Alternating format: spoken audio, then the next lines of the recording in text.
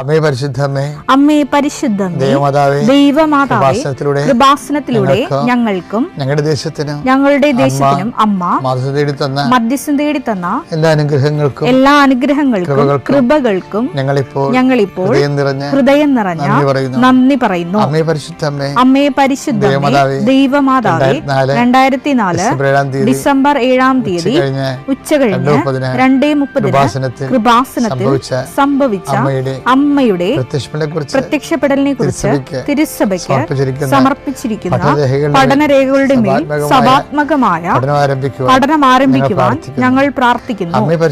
അമ്മേ പരിശുദ്ധമേ, ഭൂസ്വർലോകങ്ങളുടെ രാജ്ഞിയായ അങ്ങേയ്ക്ക് ഭൗമ സംരക്ഷണത്തിനായി പ്രപഞ്ചപ്രകൃതിയെ തന്നെ തിരുസഭ പ്രതിഷ്ഠിക്കുവാൻ ഈ പ്രത്യക്ഷീകരണ വഴി ഇടയാക്കണമേ.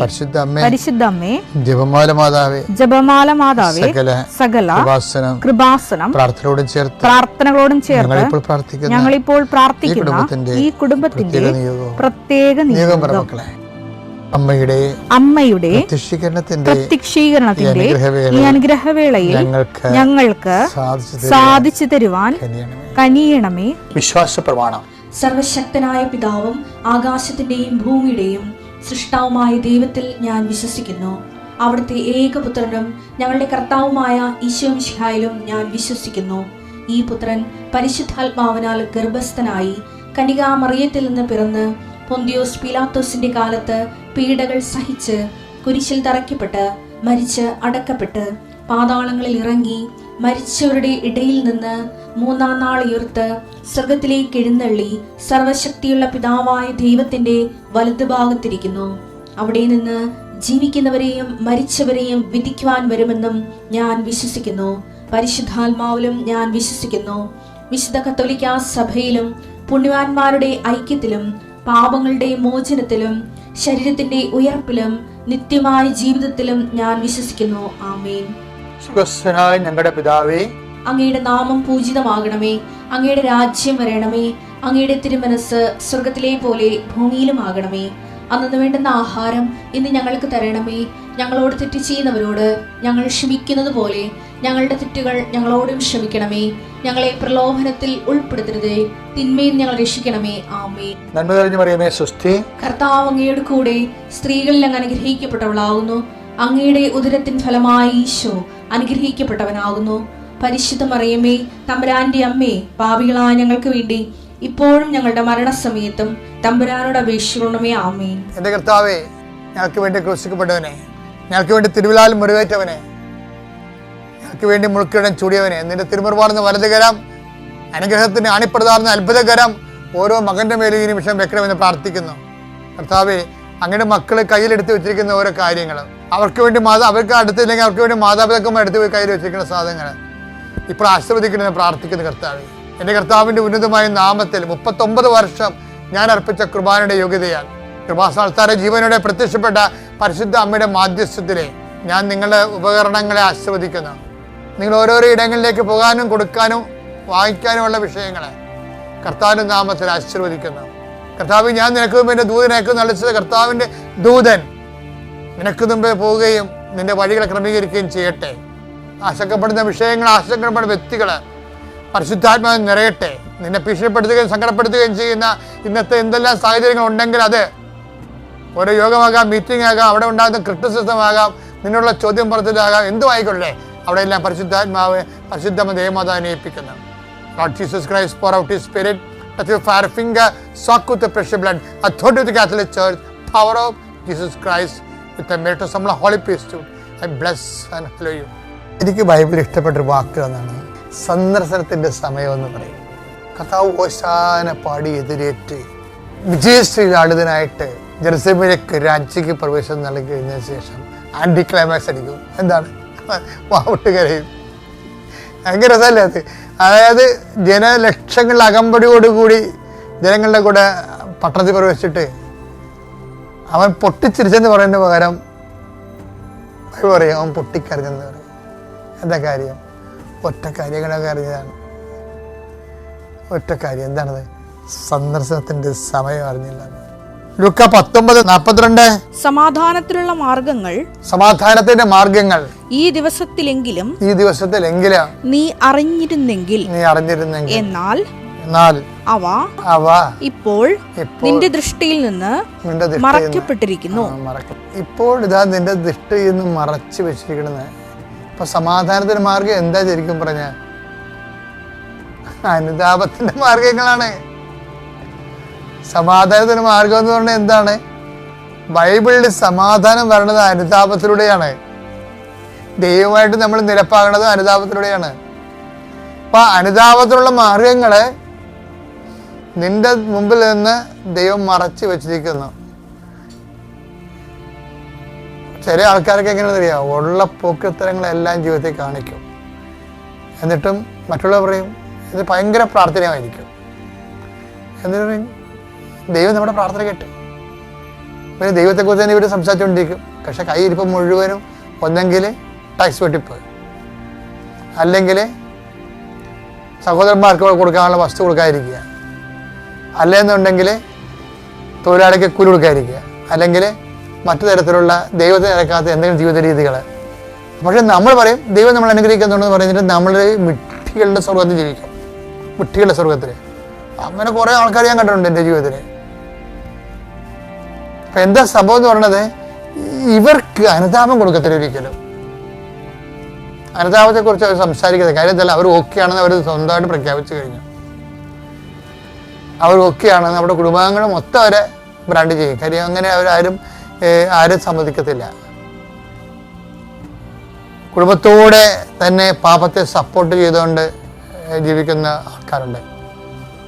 അപ്പോൾ അതെല്ലാം എന്താ വെച്ചാൽ അവർ അതൊക്കെ അംഗീകരിക്കുകയാണെങ്കിൽ, അവരുടെ പാപങ്ങളൊക്കെ അംഗീകരിക്കുകയാണെങ്കിൽ അവർക്ക് പ്രത്യേകിച്ച് ലാഭമൊന്നുമില്ല, നഷ്ടമേ ഉണ്ടാകത്തുള്ളൂ. മറ്റുള്ളവർക്ക് അത് ഷെയർ ചെയ്യുകയൊക്കെ ചെയ്യേണ്ടി വരും. അപ്പം അതുകൊണ്ട് ഇവരെല്ലാം കൂടി ഒരു കൈയാട്ട് നിന്നുകൊണ്ട് തിന്മയെ സപ്പോർട്ട് ചെയ്തുകൊണ്ടിരിക്കും. അപ്പം അങ്ങനെ വരുമ്പോൾ എന്താ പറ്റുന്നത് കഴിഞ്ഞാൽ കുറച്ച് കഴിയുമ്പോൾ ദൈവം അവർക്ക് അനുതാപം കൊടുക്കത്തില്ല. അതാണ് പറഞ്ഞത് മറച്ചു വെച്ചെന്ന് പറഞ്ഞത്. മത്തായി 7:6 വിശുദ്ധമായത് നായ്ക്കൾക്ക് കൊടുക്കരുത്, വിശുദ്ധമായ നായ്ക്കൾക്ക് കൊടുക്കരുത്, നിങ്ങളുടെ മുത്തുകൾ പന്നികൾക്ക് ഇട്ട് കൊടുക്കരുത്. അപ്പൊ ഇതാണ് ദൈവത്തിന്റെ മനസ്സിരിപ്പ്. എന്താണ്? നിങ്ങളുടെ മുത്തുകൾ പന്നികൾക്ക് ഇട്ട് കൊടുക്കരുത്. ഇതന്നെ ദൈവത്തിന്റെ മനസ്സിരിപ്പ്. അതുകൊണ്ട് ഇതുപോലെയാണ് ദൈവം അതുപോലെ ചെയ്യണത്. ദൈവം ചെയ്യണതാണ് നമ്മളോട് പറയണത്. ദൈവം ചെയ്യണത് ചെറിയ അണ്ണന്മാർക്ക് മുത്തുകൾ കൊടുക്കത്തില്ല. എന്താണ്? അനുതാപം കൊടുക്കത്തില്ല. പന്നിയാണെന്ന് എഴുതറിയാം. പന്നീനെ എന്തിനാണ് നമ്മൾ വളർത്താത്? വെട്ടാൻ നിർത്തിയിരിക്കുന്ന സാധനമാണ്. വെട്ടാൻ നിർത്തിയിരിക്കുന്ന സാധനത്തിന് അനുതാപം കൊടുക്കത്തില്ല. നിങ്ങൾ ആരും കണ്ടിട്ടുണ്ടാ? എല്ലാ പുരോഗതികളെ കാണിച്ചിട്ട് പിന്നെ ഒരു പള്ളിയെ എന്താ അത് ചവിട്ടി മെതിക്കുകയും എന്നാ പറഞ്ഞു. നീ എന്താ ചെയ്യണേ? അവ അത് ചവിട്ടി നശിപ്പിക്കുകയും യഥാർത്ഥത്തെ കുറിച്ച് പറയുമ്പോ നമ്മുടെ ചവിട്ടാൻ വരും. തിരിഞ്ഞ് നിങ്ങളെ ആക്രമിക്കുകയും ചെയ്തു. പറയുന്നവനെ പറഞ്ഞതിനെ ആക്ഷേപിച്ച് കളയും. അതാണ് പന്നിയുടെ സ്വഭാവം. പിന്നെ അയാളിപ്പോൾ പഠിക്കാൻ വന്ന് അയാൾ അപ്പനെങ്ങനെ എനിക്കറിയാമെന്ന് പറയും. ഇതാണ് സംഭവം. ആ പറയുന്നതിനെ ആക്ഷേപിക്കാൻ വരും. അപ്പോൾ ഇതെല്ലാം ഇതിനകത്ത് ഉള്ളതാണ്. പക്ഷേ ദൈവസ്നേഹമുള്ളവരാണെങ്കിൽ നമ്മളെ ആക്രമിച്ചാലും ശരി, പറയാനുള്ളത് നമ്മൾ പറയും. എന്താ കാര്യം? നമ്മൾ പറയണത് നമുക്ക് വേണ്ടിയല്ല, ദൈവത്തിന് വേണ്ടിയാണ് പറയണത്. മക്കളെ, ഈ അടയാളം കാണിക്കുന്നതും അത്ഭുതങ്ങൾ സംഭവിക്കുന്നതും ദൈവമഹത്വവും സാത്താൻ്റെ ഇരിപ്പിടം തകർന്നു പോകുന്നതും എല്ലാം ഇൻ്റർ കണക്റ്റഡ് ആണ്. ഒരേ പ്രബന്ധത്തിൻ്റെ 3 അനുഭവങ്ങളാണ് അടയാളം കാണിക്കുന്നത്. ഇപ്പം നിങ്ങളുടെ എന്താ വിഷയം എന്ന് പറയുന്നത്, നിങ്ങൾ ഇവിടെ ഉടമ്പടി ചെയ്യുമ്പോൾ പറയണത് ഞങ്ങൾക്ക് ജോലി കിട്ടി, വീട് കിട്ടി, അതുപോലെ രോഗങ്ങൾ മാറി എന്നൊക്കെയാണ് പറയണത്. പക്ഷേ എന്താ സംഭവം? ദൈവത്തെ സംബന്ധിച്ചിടത്തോളം അത് അങ്ങനെയല്ല. അത് ദൈവത്തെ സംബന്ധിച്ചിടത്തോളം അടയാളമാണ്. അടയാളത്തിൻ്റെ ലക്ഷ്യം എന്താണ്? അടയാളം സംഭവിക്കുന്നത് എപ്പോഴും യേശുവിൻ്റെ നാമത്തിലാണ്. അടയാളം അതായത് take the word of God 10:17 ലൂക്കാന്റെ സുവിശേഷം. സ്തുതിക്കട്ടെ.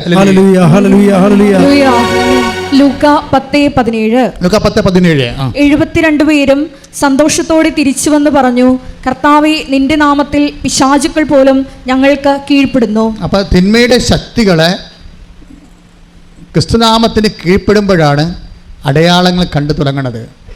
ദാറ്റ് മീൻസ് നിങ്ങൾക്കൊരു അത്ഭുതം കിട്ടിയെന്ന് വെച്ചാൽ അതിൻ്റെ അർത്ഥം എന്താണ്? നിങ്ങളിലുള്ള തിന്മയുടെ ശക്തി പുറന്തള്ളപ്പെട്ടെന്നാണ്. ഇത് വളരെ സീരിയസ് വിഷയമാണ്. നിങ്ങൾക്കൊരു അടയാളം കിട്ടിയെന്ന് വെച്ചാൽ അതിൻ്റെ അർത്ഥം എന്താ? നിങ്ങളിലുള്ള പല തിന്മയുടെ ശക്തികളും ഈ സുവിശേഷ വഴികളിൽ നിങ്ങൾ പുറത്താക്കി. തിന്മയുടെ ശക്തികൾ പുറന്തള്ളപ്പെട്ടാൽ അടയാളങ്ങൾ കണ്ടു തുടങ്ങും. ഇത് തമ്മിൽ അതാണ് ഞാൻ പറയുന്നത്, ഒരേ പ്രവർത്തനമാണ്, 3 ഫലങ്ങൾ ഉണ്ടായിക്കൊണ്ടിരിക്കും. അതായത് അടയാളം, അത്ഭുതം, അതേസമയം തന്നെ ദൈവത്തിൻ്റെ നാമത്തിൻ്റെ മഹത്വം, അതേസമയം തന്നെ തിന്മയുടെ ശക്തി പുറന്തള്ളപ്പെടുന്നത്. അതുകൊണ്ട് എൻ്റെ മക്കളെ എപ്പോഴും ശ്രദ്ധിക്കേണ്ടത്, ഉടമ്പടി എടുക്കുമ്പോൾ തിന്മയുടെ ശക്തിയെ അഡ്രസ്സ് ചെയ്യാൻ നോക്കണം. തിന്മയുടെ ശക്തി പുറത്തായാൽ അപ്പം തന്നെ ദൈവനാമം മഹത്വപ്പെടും, അപ്പം തന്നെ അടയാളം കണ്ടു തുടങ്ങും. അല്പം അത്ഭുതങ്ങളും ഇതും തമ്മിൽ ഇൻ്റർകണക്റ്റഡ് ആണ്. അതുകൊണ്ട് ഉടമ്പടിയുടെ ഓരോ കാര്യങ്ങൾ ചെയ്യുമ്പോൾ നിങ്ങൾ പ്രാർത്ഥിക്കേണ്ടത് എന്താണ്? ദൈവനാമത്തെ മഹത്വപ്പെടുത്തണമേ, തിന്മയുടെ ശക്തികളെ അങ്ങ് പുറത്താക്കണമേ. അപ്പം നമ്മളിൽ തന്നെ എന്തുമാത്രം തിന്മയുടെ ശക്തി ഉണ്ടാവും? അല്ല, എന്തുമാത്രം തിന്മകളുടെ, അതേ സ്നേഹത്തിനെതിരായ എല്ലാ ശക്തികളും തിന്മയുടെ ശക്തികളാണ്. സ്നേഹത്തിനെതിരായ എല്ലാ ശക്തികളും തിന്മകളുടെ ശക്തികളാണ്. ഇത് പുറന്തള്ളേണ്ടതാണ്. നമുക്കറിയാം, ഛർദി എന്ന് പറഞ്ഞ സാധനം എന്താണ്? അത് പുറന്തള്ളേണ്ടതാണ്. അത് ഫോറിൻ മാറ്ററാണ്. ആത്മീയ മനുഷ്യനെന്ന് ബൈബിൾ പറയും. ആത്മീയ മനുഷ്യൻ എപ്പോഴും തിന്മയുടെ ശക്തിയെ പുറന്തള്ളുന്ന അനുസരിച്ച് കൊണ്ടാണ് ഇവൻ ആത്മീയ മനുഷ്യനായിട്ട് വളരണത്. അല്ലെങ്കിൽ ഇവൻ ജഡിക മനുഷ്യനായിട്ട് നിലനിൽക്കും. ആത്മീയ മനുഷ്യനെ കുറിച്ച് ഇപ്പോൾ പറയുന്നുണ്ട്. ശ്രുതികണ്ട ഹല്ലേലൂയ.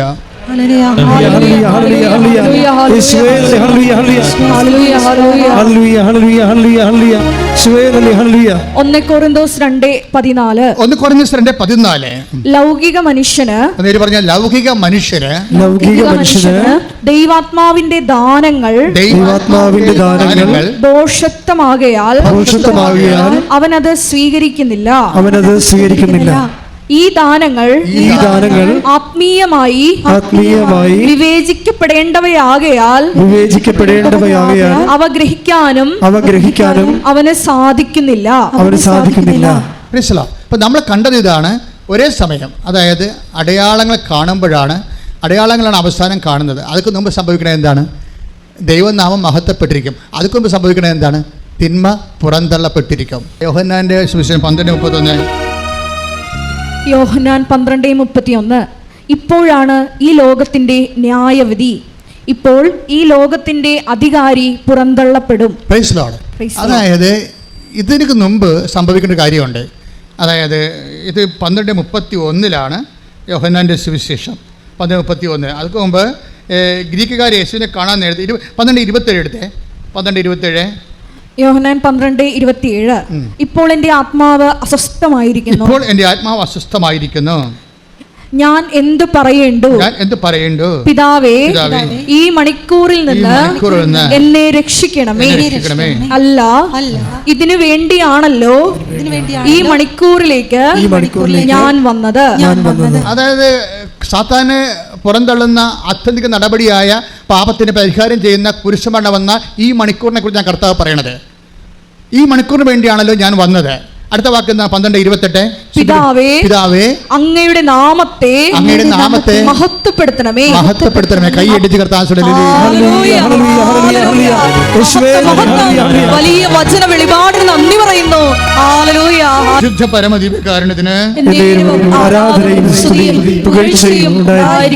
പരമദിവ്യകാരുണ്യത്തിന് അതായത് ഇവിടെ കുറേ പ്രതീകങ്ങൾ വരുന്നുണ്ട്. ഈ തിന്മയുടെ ശക്തി പുറന്തള്ളപ്പെടുമ്പോൾ സംഭവിക്കുന്നത് അത് ബൈബിൾ പ്രഖ്യാപിക്കുന്ന ഇടിമിന്നൽ എന്ന് പറഞ്ഞുകൊണ്ടാണ്. ഇടിമിന്നലിനെ കുറിച്ച് ഉടനെ പറയിച്ചോ. അതറിയണമെങ്കിൽ അപ്പോസ്തലന്മാർ എന്ന് പറയുമ്പോൾ നമ്മൾ നോക്കിയാൽ മതി. അതായത് യോഹന്നാൻ 12:29. ശ്രുതികളുടെ ഹല്ലേലൂയ. അവിടെ നിന്നിരുന്ന ജനക്കൂട്ടം ഇത് കേട്ടിട്ട് ഇടിമുഴക്കമുണ്ടായി എന്ന് പറഞ്ഞു. ഏത് കേട്ടിട്ടാണ് പറഞ്ഞിരിക്കുന്നത്? പിതാവേ, അങ്ങയുടെ നാമത്തെ മഹത്വപ്പെടുത്തണമേ. അപ്പോൾ പിതാവിൻ്റെ സ്വരമുണ്ടായി, ഞാൻ മഹത്വപ്പെടുത്തിയിരിക്കുന്നു, ഇനി മഹത്വപ്പെടുത്തും എന്ന് വെച്ച് കഴിഞ്ഞാൽ അർത്ഥം എന്താണ്? തിന്മയുടെ ശക്തിമേലെ നിനക്ക് അധികാരം കൊടുക്കുകയാണ്. അതായത് നീ ബലിയർപ്പിച്ചാൽ, നീ പാപത്തിന് പരിഹാരം ചെയ്താൽ, നീ കുരിശിന് മരിച്ചാൽ, ഈ കുരിശ് മരണം ഞാൻ ഏറ്റെടുത്തിട്ട് അത് പരിഹാരമായി സ്വീകരിച്ചിട്ട് ലോകത്തിൽ നിന്ന് പാപത്തിന്റെ മേലെ അധികാരം നൽകിക്കൊണ്ട് സാത്താനെ ഞാൻ പുറന്തള്ളും. ശ്രദ്ധിക്കട്ടെ.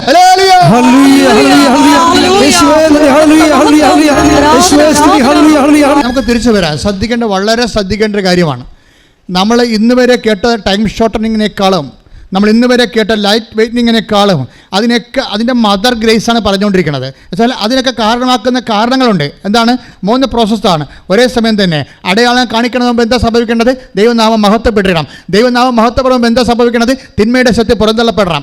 അപ്പോഴേ ഉടമ്പടി എടുക്കുന്ന ഓരോ വ്യക്തികളും എന്നാണോ നിൻ്റെ ജീവിതത്തിൽ നിന്ന്, നിൻ്റെ സ്വഭാവത്തിൽ നിന്ന് തിന്മയുടെ ശക്തികൾ ഓരോന്നായി മാറ്റപ്പെടുന്നുവോ പുറന്തള്ളപ്പെടുന്നുവോ അന്നെല്ലാം ദൈവത്തെ നാം മഹത്വപ്പെടുകയും അതെല്ലാം അടയാളം കാണുകയും ചെയ്യും. അങ്ങനെയാണ് ടൈം ഷോട്ട് ചെയ്യണത്.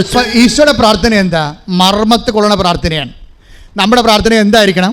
മർമ്മത്ത് കൊള്ളണം. നാം മർമ്മത്ത് കൊള്ളണില്ലല്ല, അവിടെ ഇവിടെ അടിക്കല്ലേ. മർമ്മത്ത് കൊള്ളണ പ്രാർത്ഥന എന്താ ഈശോ പ്രാർത്ഥിച്ചിരിക്കണമെന്നൊക്കെ എന്ന് നമ്മൾ കണ്ടതല്ലേ? പിതാവേ 28 എടുത്ത് 12-28 യോഹന്നാൻ. പിതാവേ അങ്ങയുടെ നാമത്തെ മഹത്വപ്പെടുത്തണമേ. Very simple. ഈ സാധനത്തിന് എലാബറേറ്റ് ഫോമാണ് സ്വർഗസ്ഥനായ പിതാവ്. മനസ്സിലായില്ലേ? ഇത് അങ്ങയുടെ നാമത്തെ മഹത്വപ്പെടുത്തേ ഉള്ളൂ സംഭവം.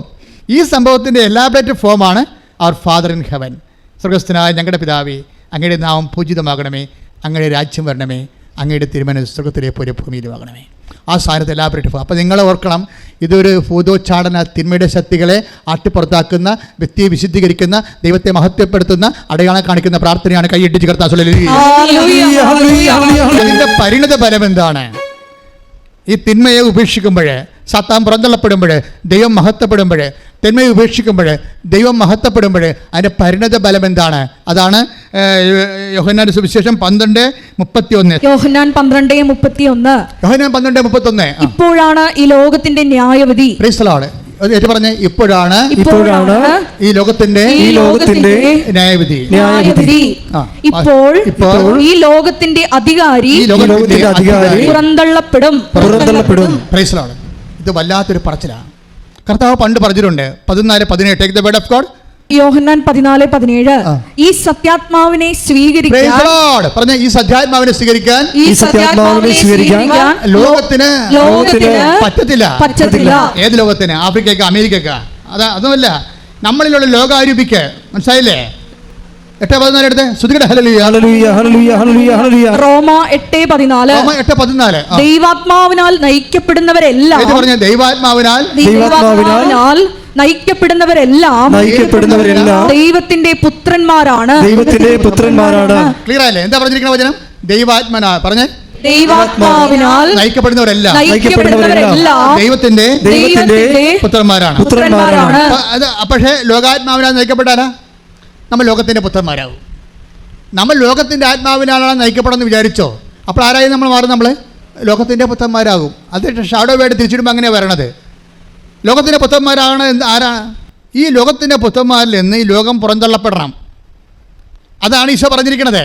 തിന്മയുടെ ശക്തി പുറന്തള്ളപ്പെടുമ്പോൾ ലോകത്തിൻ്റെ അധികാരം നമ്മളിൽ നിന്ന് പുറന്തള്ളപ്പെടണം. ലോകത്തിൻ്റെ അധികാരി, ഇപ്പം ഞാൻ ഉദാഹരണം പറയാം, ലോകത്തിൻ്റെ അധികാരിയെക്കുറിച്ച് പറയാം. ഇപ്പം നിങ്ങൾക്ക് ഞാൻ ഇടയ്ക്ക് പറയുന്ന ഉദാഹരണമാണ്. ഇപ്പം നിങ്ങൾക്ക് നിങ്ങളുടെ വീട്ടിൽ 3 മക്കൾ, ക്ലിയർ അല്ലേ? 3 മക്കൾ. അപ്പോൾ അതിനകത്ത് മൂത്ത മകൻ താമസിക്കുന്ന, അവൻ കല്യാണം കഴിച്ചു. അപ്പോൾ അപ്പനോട് പറഞ്ഞ് എനിക്ക് 10 സെൻറ്റ് സ്ഥലമേ ഉള്ളൂ. അപ്പനോട് പറഞ്ഞ് എനിക്ക് വീട് വെക്കാൻ സ്ഥലം തന്നെ 3 സെൻറ്റ് സ്ഥലം. അപ്പോൾ 3 സെൻറ്റ് സ്ഥലത്തിന് അവൻ ഓഹരി അവകാശമുള്ളതാണ്. പക്ഷേ അപ്പം പറഞ്ഞ് ഇളയവളെ കെട്ടിക്കാനില്ലേ? 3 മക്കളില്ലേ? അനിയനുണ്ട്, ഇനി ഇളയവളെ കെട്ടിക്കാനുണ്ട്. അപ്പോൾ ഇളയവളെ കല്യാണം കഴിഞ്ഞ് നിനക്ക് തരാമെന്ന് പറയാം. അപ്പോൾ ഇപ്പം പോയി ചിറ്റപ്പന്മാരെ കണ്ട് വാട്ടിസൊക്കെ വാങ്ങിച്ചു കൊടുക്കും. ചിറ്റപ്പന്മാർക്കും എല്ലാവർക്കും കള്ളൊക്കെ വാങ്ങിച്ചു കൊടുത്ത് അപ്പോൾ അവരെ സെറ്റാക്കിയിട്ട് അവർ ചിറ്റപ്പന്മാർ വന്ന് പറയും, ചേട്ടനോട് പറയും, ചേട്ടാ എന്താ പരിപാടിയാണ്? അവന് ലോൺ കിട്ടണ്ടേ? അവന് സാലറി സർട്ടിഫിക്കറ്റ് ഇപ്പോൾ അവൻ പഠിച്ച് ജോലി വാങ്ങിച്ചു. ഇനി അവന് ഒരു സാലറി സർട്ടിഫിക്കറ്റ് കിട്ടണമെങ്കിൽ അവന് ലോൺ കിട്ടണ്ടേ? അപ്പോൾ ലോൺ കിട്ടണമെങ്കിൽ അവൻ്റെ പേര് സ്ഥലം വേണ്ടേ? ചേട്ടൻ അങ്ങനെ എഴുതി കൊടുക്കാൻ പറയും. അപ്പോൾ എല്ലാവരും വളഞ്ഞു വെച്ച് ഈ മനുഷ്യനെ ആക്രമിക്കണ കാരണം അത് എഴുതി കൊടുത്തു. എത്ര സെൻറ്റ് കൊടുത്ത്? 3 സെൻറ്റ് കൊടുത്തു. ക്ലിയർ, കുഴപ്പമില്ല. അപ്പോൾ അവന് തറക്കല്ലിട്ട് പെര വെച്ചു കഴിഞ്ഞപ്പോൾ ആ 3 സെൻറ്റിൻ്റെ അരികിൽ അവൻ പെര വെച്ചു. വല്ല കുഴപ്പമുണ്ടായി? അതിൻ്റെ അകത്തെ ഒരു കുഴപ്പമില്ല. പക്ഷെ ഒരു കുഴപ്പമുണ്ട്. എന്താ കാര്യം? ഈ പന്നി പുറത്തോട്ടിറങ്ങാൻ എങ്ങോട്ടോ ഇറങ്ങും? അവനെ 3 സെൻറ്റ് അരികിലാണ്. അവൻ ബാക്കി സ്ഥലം ബാക്കിലിട്ടിരിക്കുകയാണ്. അവന് കഴുകാനും എടുക്കാനും മറ്റ് സംഭവത്തിന്. ഈ സ്ഥലം ഇവിടെ വന്നിരിക്കുന്നത് ഈ 3 സെൻറ്റിൻ്റെ ഫ്രണ്ടിലാണ്. അതായത് നമ്മൾ മുമ്പോട്ട് ഇറങ്ങി പുറത്തോട്ട് ഇറങ്ങി പോകുന്നതിൻ്റെ അരികിൽ കൊണ്ടുവന്നിരിക്കുകയാണ്. ഇവനെങ്ങോട്ട് പുറത്തോട്ട് ഇറങ്ങും? ഇങ്ങോട്ട് ഇറങ്ങാൻ പറ്റത്തുള്ളൂ. ആ സ്ഥലം ആരെടുക്കുമോ? അനിയൻ്റെ സ്ഥലമാണത്. അതാരെടുക്കും? അത് ഇവൻ്റെ കസ്റ്റഡിയിൽ കൊടുക്കാതെ തന്നെ ഇവന് കിട്ടും. എന്താ കാര്യം? ഇവന് ഇറങ്ങാനുള്ള സ്ഥലമല്ലേ? അവന് മുളകുണക്കാനും മീനുണക്കാനും ഒക്കെ ഉള്ള സ്ഥലമായിട്ട് മാറ്റും. ആരുടെ സ്ഥലമാണത്? തന്ത്രപൂർവ്വം അനിയൻ്റെ സ്ഥലം അടിച്ചു മാറ്റിക്കണവൻ. അവന് വേണമെങ്കിൽ അവന് മര്യാദ ഉണ്ടെങ്കിൽ അവന് ഇറക്കി വീട് വെക്കാം. അപ്പോൾ അനിയന് ആ സ്ഥലം വേറെ ഒരു വീട് വെക്കാൻ പറ്റും. അനിയനെ കൊണ്ട് അവനെ വീട് വെപ്പിക്കാതിരിക്കാൻ വേണ്ടി അരിയിൽ കൊണ്ടുവന്ന് അനിയൻ്റെ സ്ഥലം എന്നാൽ കയ്യേറിയിട്ടുണ്ടോ? കയ്യേറിയിട്ടില്ല. പക്ഷേ അനിയനെ അവിടെ വീട് വെക്കാൻ പറ്റുമോ? വീട് വെക്കാൻ പറ്റത്തില്ല. ഇതുപോലെ അമുക്കിക്കളയും. ഇതിനാണ് ലോകാരൂപി എന്ന് പറയണത്. മനസ്സിലായില്ലേ? ഈ ലോകാരൂപി സഹോദര സ്നേഹമില്ലാത്ത, സഹോദരനെ വഞ്ചിക്കുന്ന, വീട്ടിൽ നിർത്തി തന്നെ അവനെ നിർത്തി പൊളിക്കുന്ന സംഭവമില്ല, ജീവനോടെ പൊളിക്കുന്ന. ഈ പശു അറവക്കാർ ചെയ്യണത് ചത്ത് കഴിഞ്ഞാൽ പശുവിനെ പൊളിക്കത്തുള്ളൂ. ചില അറവക്കാർ വീട്ടിൽ നിർത്തി ജീവനോടെ അനിയന്മാരെ പൊളിക്കും, അല്ലെങ്കിൽ ചേട്ടന്മാരെ പൊളിക്കും. ഇതിനാണ് ലോകാരൂപി എന്ന് പറയണത്. ഈ ലോകാരൂപിയെ പുറന്തല്ലാതെ നിന്റെ ഉടമ്പടി വേഗത്തില്ല. ദൈവ പൈതലേ ശ്രദ്ധിക്കട്ടെ.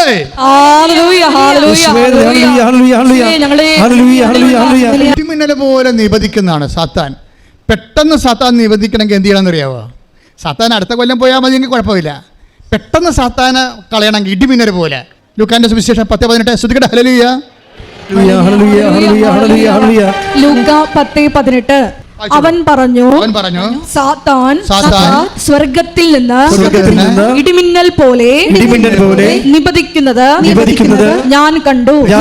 അപ്പൊ സാത്താനെ വേണമെങ്കിൽ നാളെയും കളയാം, മറ്റന്നാളും കളയാം, അതുപോലെ തന്നെ അടുത്ത കൊല്ലവും കളയാം. നിങ്ങൾക്ക് ഇഷ്ടമുള്ളപ്പോൾ കളഞ്ഞാൽ മതി. പക്ഷേ ഇടിമിന്നൽ പോലെ കളയണമെന്നുണ്ടെങ്കിൽ എന്ത് ചെയ്യണം? നിങ്ങൾ ചെയ്യണ തിന്മകളെ പുറത്താക്കണത് അതിനൊരു സൂത്രപ്പണിയുണ്ട്. സാത്താനെ പെട്ടെന്ന് കളഞ്ഞ് പെട്ടെന്ന് ഉടമ്പടി അനുഭവമാക്കാൻ ഒരു സൂത്രപ്പണിയുണ്ട്. ഇടിമിന്നൽ എന്ന് പറയുന്നത് എന്താണ്? ക്ഷണനേരം കൊണ്ടായിരുന്നു ഇടിമിന്നൽ പെടയെന്ന് വരും അല്ലേ? ആ സ്വരമല്ല പ്രശ്നം, അതിൻ്റെ സമയമാണ് പ്രശ്നം. ഇടിമിന്നൽ പോലെ പ്രകാശത്തിനേക്കാൾ വേഗത്തിലായി സാധനം വരുന്നത്. അങ്ങനെ ഉടമ്പടി വേഗത്തിലാക്കണമെങ്കിൽ ഒരു സൂത്രപ്പണിയുണ്ട്. എന്താ അറിയാവോ? നിങ്ങൾ ഏത് തിന്മകളാണ് നിങ്ങൾ പുറത്താക്കാൻ ഉദ്ദേശിക്കുന്നത്? മദ്യപാനമോ, മദ്യോത്സവമോ, ആഭിചാരമോ, വ്യഭിചാരമോ, ഏത് തിന്മകളാണ് നിങ്ങൾ ചെയ്യാൻ ഉദ്ദേശിക്കുന്നത്? ആ തിന്മകൾക്ക് വേണ്ടി പരിഹാരം ചെയ്ത ക്രിസ്തുവിന്റെ നാമത്തിൽ ചെയ്യണം. അതാണ് 10:17. ശ്രദ്ധിക്കട്ടെ.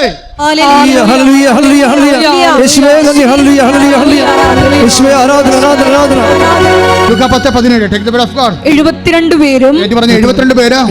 പേരും സന്തോഷത്തോടെ തിരിച്ചു വന്ന് പറഞ്ഞു, കർത്താവേ, നിന്റെ നാമത്തിൽ പിശാചുക്കൾ പോലും ഞങ്ങൾക്ക് കീഴ്പ്പെടുന്നു. തിന്മകളെ നിങ്ങൾ പുറത്താക്കുമ്പോൾ ഓർക്കുക, അത് ക്രിസ്തുവിന്റെ നാമത്തിൽ ചെയ്താൽ സാത്താൻ ഇടിമിന്നൽ പോലെ വീഴും, പെട്ടെന്ന് സ്പീഡാവും. നിങ്ങൾക്ക് വേണേ സഹോദരനല്ലേ, നമ്മുടെ സഹോദരനല്ലേ, നാളെയും കാണേണ്ടവരല്ലേ, നാട്ടുകാരല്ലേ, നാളെയും കാണേണ്ടവരല്ലേ എന്ന് പറയുമ്പോൾ അവൻ്റെ നാമത്തിലാവും. മനസ്സിലായില്ലേ? ഇതിനകത്ത് കളിയുണ്ട്, കളി പഠിക്കണം, അതിനെ പറ്റത്തില്ല. ഇപ്പോൾ സഹോദരനല്ലേ, നമ്മൾ ബന്ധുക്കാരാകാൻ പോവുകയില്ലേ? ഇപ്പോൾ അവൻ്റെ പെങ്ങളെ കെട്ടാൻ പോവുകയും നമ്മൾ ബന്ധുക്കാരാകാൻ പോണതല്ലേ, അതുകൊണ്ട് നമുക്ക് ക്ഷമിച്ചേക്കാം എന്ന് പറഞ്ഞാൽ ബന്ധുക്കളുടെ നാമത്തിലാവും. മനസ്സിലായ? അതാണ് പ്രശ്നം. നിങ്ങളത് ക്രിസ്തുവിന് എന്ത് നന്മ ചെയ്തിട്ട് കാര്യമില്ല. ഇവിടെ നന്മക്കൂടെ കുറവുണ്ടായത് കൊണ്ടല്ല ക്രിസ്തുവിന് ക്രൂശിക്കപ്പെടേണ്ടി വന്നത്. ഈ ക്രിസ്തുവിന് മുമ്പ് എന്തുമാത്രം നല്ല മനുഷ്യരുണ്ടായിരുന്നു ഇവിടെ. അപ്പോൾ നല്ല മനുഷ്യരാക്കാൻ വേണ്ടിയാണ് ക്രിസ്തു ക്രൂശിക്കപ്പെട്ടത്? നോ. ക്രിസ്തുവിന് മുമ്പല്ലേ നമ്മുടെ ശിബി രാജാവ് എത്ര മിടുക്കനായിരുന്നു അല്ലേ? ആ കഴുകന് വേണ്ടി അദ്ദേഹത്തിന് തൊടയില മാംസമാണ് കൊടുക്കുന്നത്. അത്രയും നല്ല മനുഷ്യർ ഇന്ത്യയിൽ ജീവിച്ചിരുന്നതാണ്. അത്രയും വലിയ രാജ്യത്താണ് നമ്മളിവിടെ ജീവിക്കുന്നത്. അതാണ് നമ്മുടെ പാരമ്പര്യം എന്ന് പറയുന്നത്. അപ്പം നല്ല മനുഷ്യർക്ക് കുറവൊന്നുമില്ല. ക്രിസ്തുവിന് മുമ്പല്ലേ സോക്രട്ടീസ് ജീവിച്ചിരുന്നത്. സോക്രട്ടീസ് എന്താ കുഴപ്പമുണ്ടായത്? മതം ഏതായാലും മനുഷ്യൻ നല്ലതായ മതിയെന്ന് പറഞ്ഞു കഴിഞ്ഞാൽ ക്രിസ്ത്യാനിക്ക് അത് ആപ്ലിക്കബിൾ അല്ല. കാര്യം ഇവിടെ നല്ല മനുഷ്യർ ഇല്ലാഞ്ഞിട്ടല്ല ക്രിസ്തു ക്രൂശിക്കപ്പെട്ടത്. ക്രിസ്തു ക്രൂശിക്കപ്പെട്ടത് ഞാനും നീയും പാപി ആയതുകൊണ്ടും നിത്യജീവൻ നഷ്ടപ്പെട്ടതുകൊണ്ടും പാപത്തിന് പരിഹാരം ചെയ്യാൻ അവന് മാത്രം അധികാരമുള്ളത് കൊണ്ടും അത് ആ അവകാശത്തിൽ അവനത് പരിഹാരം ചെയ്തപ്പോൾ ആ പരിഹാരത്തെ ദൈവം സ്വീകരിച്ചുകൊണ്ട് മരണത്തെ ജയിച്ച് അവൻ ഉയർത്തെഴുന്നേൽപ്പിച്ചപ്പോൾ അവൻ്റെ ഉയർപ്പിൽ പങ്കാളിത്തം നമുക്ക് ലഭിക്കുമ്പോൾ, അവൻ വിശ്വസിക്കുമ്പോൾ നമുക്ക് പങ്കാളിത്തം ലഭിക്കുമ്പോൾ, അവൻ ഉയർപ്പിൽ പങ്കാളിത്തം ലഭിക്കുമ്പോൾ നമ്മൾ നിത്യമായി ജീവിക്കാൻ വേണ്ടിയാണ് ക്രിസ്തു ക്രൂശിക്കപ്പെട്ടതെങ്കിൽ എന്റെ ദൈവ പൈതലേ, ക്രിസ്തുവിന് വേണ്ടി ജീവിക്കാൻ വേണ്ടി ഈ തിന്മകളെ ഉപേക്ഷിച്ചുകൊണ്ട് ക്രിസ്തുവിന്റെ പുനരുത്ഥാനത്തെ ഏറ്റുപറഞ്ഞുകൊണ്ട് നിത്യജീവൻ പ്രാപിക്കാൻ ക്രിസ്തുവിന് വിശ്വസിക്കുന്നെങ്കിൽ ആ വിശ്വാസം തന്നെയാണ് സാത്താനെ പുറന്തള്ളുന്ന വിശ്വാസം. ആ വിശ്വാസം തന്നെയാണ് തിന്മകളിൽ നിന്ന് നന്മകളെ നയിക്കുന്നതെങ്കിൽ നമ്മൾ വിശ്വസിക്കുന്നത് ക്രിസ്തുവിന്റെ പുനരുത്ഥാനത്തിലാണ്. നിശ്ചിത വേണ്ടി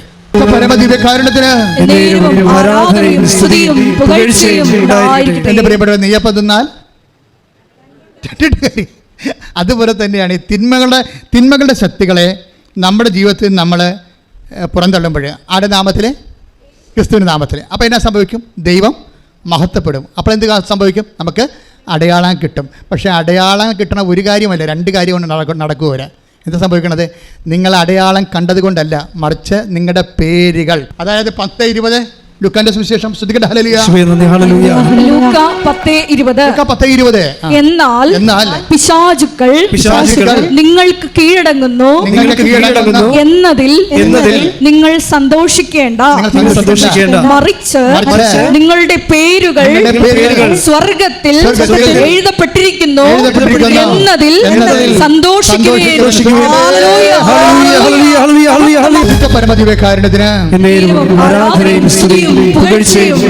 അവിടെ ഇതിന്റെ ഒരു എക്വേഷൻ എന്താണ്? ഓരോ അടയാളങ്ങൾ ലഭിക്കുമ്പോഴും അതിനർത്ഥം എന്താണ്? ഓരോ സമയം ദൈവം മഹത്വപ്പെട്ടിട്ടുണ്ടെന്ന് അർത്ഥം. ഓരോ മഹത്വം പ്രാപിക്കുമ്പോഴും ഓരോ തിന്മകൾ നിങ്ങളുടെ ഉള്ളിൽ നിന്ന് പിന്തള്ളപ്പെടുന്ന അർത്ഥം. ഓരോ തിന്മകൾ പിന്തള്ളപ്പെടുകയും ഓരോ സമയം ദൈവം മഹത്വപ്പെടുകയും ഓരോ അടയാളം കാണിക്കുകയും ചെയ്യുമ്പോൾ അടയാളം മാത്രമല്ല കാണിക്കുന്നത്, നിങ്ങളുടെ പേരുകളെ സ്വർഗത്തിൽ അടയാളപ്പെടുത്തിയിരിക്കുന്ന കൈയടിച്ച് പരിശുദ്ധ പരമദിവ്യകാരുണ്യത്തിന്. ഇതാണ് ലോകത്തിന്റെ മേലുള്ള വിജയമെന്ന് പറയുന്നത്. അത് എങ്ങനെ കിട്ടണത്? വിശ്വാസത്തിന്റെ സാധ്യതയാണ്. അതാണ് 1 യോഹന്നാൻ 5:7. എന്തെന്നാൽ ദൈവത്തിൽ നിന്ന് ജനിച്ച ഏവനും ലോകത്തെ കീഴടക്കുന്നു. ലോകത്തിന്മേലുള്ള വിജയം ഇതാണ് നമ്മുടെ വിശ്വാസം. വിശ്വാസം മൂലമാണ് നമ്മളെ ക്രിസ്തു നേടിയെടുത്ത കൃപയിൽ പങ്കാളിയാകുന്നത്. ക്രിസ്തു നേടിയെടുത്ത കൃപയിൽ പങ്കാളിയാകുമ്പോഴാണ് നമുക്ക് അടയാളം ലഭിക്കുന്നത്. അടയാളം ലഭിക്കുന്നവർ സംഭവിക്കുന്നത് എന്താണ്? അവർ ലോകത്തിൻ്റെ മേലെ വിജയം കൈവരിച്ചിരിക്കുന്നു. അപ്പോൾ ഒരേ സമയം തന്നെ ആത്മശക്തിയും അതേസമയം തന്നെ അടയാളവും നമുക്ക് ലഭിക്കുകയാണ് ഉടമ്പടിയിലൂടെ. അതായത് ഈ ലെവലിലായി കഴിഞ്ഞാൽ, ഇപ്പോൾ തന്നെ അഗസ്റ്റിൻ്റെ കാര്യം എടുക്കാം. അഗസ്റ്റിന് എന്താ സംഭവിച്ചിരിക്കുന്നത്? അഗസ്റ്റ് 3 ദിവസം പ്രാർത്ഥിച്ചത് എന്താണ്?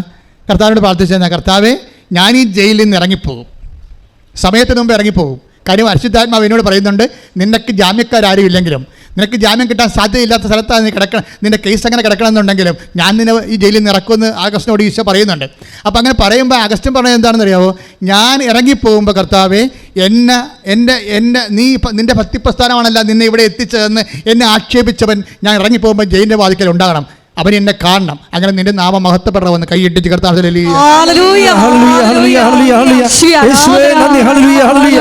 ഇത് പ്രാർത്ഥിച്ച് തീരുമ്പോൾ ഒരു സംഭവം നടക്കും. ജയിലിൽ 3-ാം ദിവസം എന്താ സംഭവിച്ചെന്നറിയാവോ? ഈ ജയിൽ വാർഡനെ അവിടുന്ന് ആ വാർഡിൽ നിന്ന് മാറ്റും. എന്ന് വെച്ച് കഴിഞ്ഞാൽ അഗസ്റ്റിനെ വേറെ ഒരു ജയിലിൻ്റെ വാർഡിലേക്ക് കൊണ്ടുപോകും. ട്രാൻസ്ഫർ കിട്ടും, ജയിലിൽ ട്രാൻസ്ഫർ. നിങ്ങളവർക്കും പ്രാർത്ഥിക്കുമ്പോൾ ജയിലിൽ ട്രാൻസ്ഫർ കിട്ടും എന്ത് കാണിക്കാനാണ്? ജയിലിൽ നിന്ന് വേറൊരു ജയിലിലേക്ക്. പക്ഷേ അവിടെ എന്നാ പറ്റുമെന്ന് വെച്ചാൽ അഗസ്റ്റിനെ അറിയുന്ന സ്നേഹം കാണിക്കുന്ന ഒരു വാർഡനെ കിട്ടും.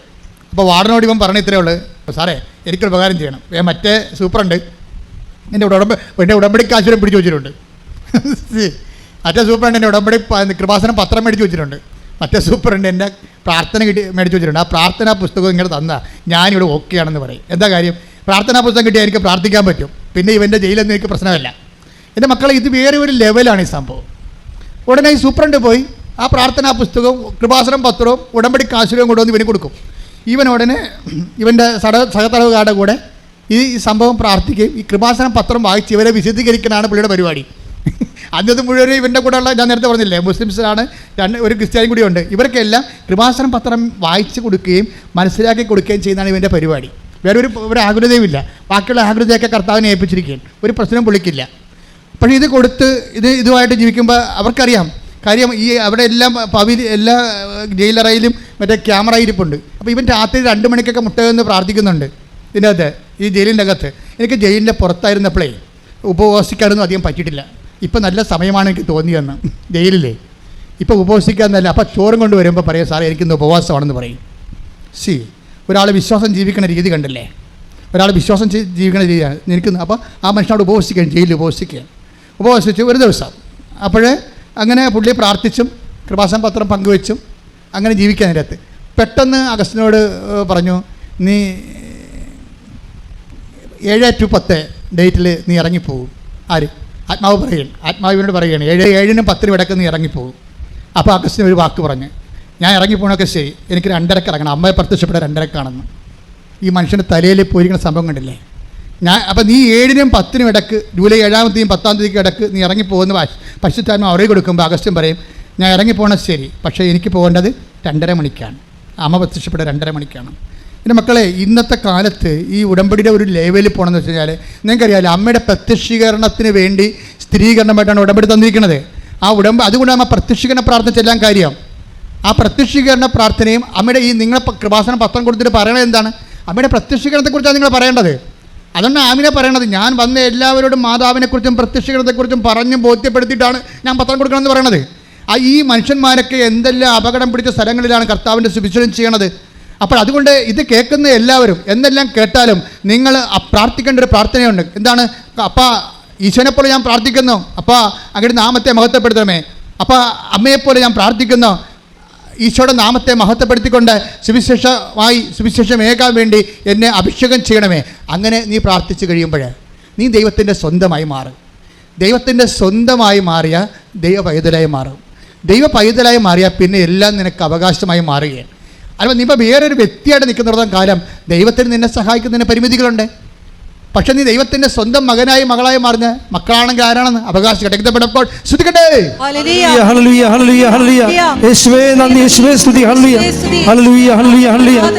റോമ 8:17 നാം മക്കളെങ്കിൽ